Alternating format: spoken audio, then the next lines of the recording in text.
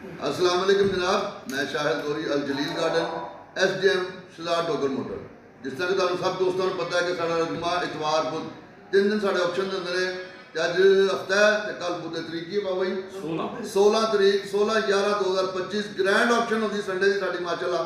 ते जेडे दोस्त परेशान ने गड्डियां बेचण तो वो भी आ जाओ ते जेडे खरीदण तो परेशान ने वो भी आ जाओ, क्योंकि इत्थे माल सस्ता मिलता है और म्यारी मिलता है।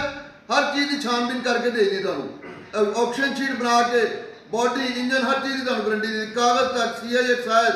तो सारे दोस्तों को इनवाइट करते हैं इतवार 16/11/2025 रोज़ इतवार से ऑप्शन शीट पर मेरी बार बार वीडियो चाहिए होता है कि जोड़े दोस्त ने गड्डी बेचने वाला पहले ऑप्शन शीट लाजमी बनाए बनाओगे तो तुहाडी मेहरबानी, बहुत अच्छा पैसेज है।